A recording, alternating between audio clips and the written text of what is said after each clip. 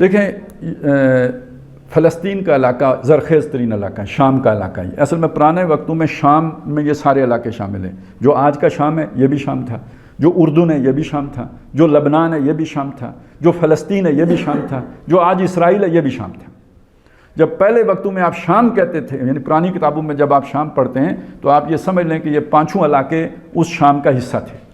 یہ جو علاقہ ہے نا، یہ دنیا کی توجہ کا ہمیشہ مرکز رہا ہے۔ ایک اس سبب سے رہا ہے کہ یہ جو ہے نا زرخیز علاقہ ہے، اور دوسرا اس وجہ سے کہ یہ گیٹ وے ہے۔ تمام مشرق سے اور مغرب سے جتنی تجارت ہوتی ہے اس کی گزرگاہ یہ ہے۔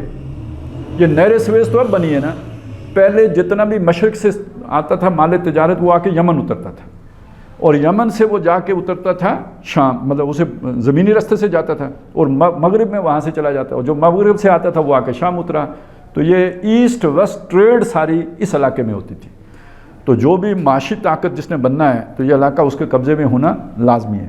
لہٰذا یہ ایران جب طاقت تھا، سپر طاقت تھا، اور جب روم طاقت تھا تو ان کی لڑائی اسی علاقے میں ہوتی تھی۔ نبی صلی اللہ علیہ وسلم کے دور میں بھی ایرانیوں نے اس علاقے پر حملہ کر کے تو رومیوں کو نکال باہر کر دیا تھا، ترکی تک نکال لیا تھا۔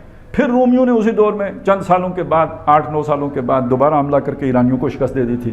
تو یہ ان کی کبڈی کا مقابلہ یہیں پہ ہوتا رہتا تھا، عرصہ دراز سے رومی اور یہ آپس میں لڑتے چلے آئے تھے۔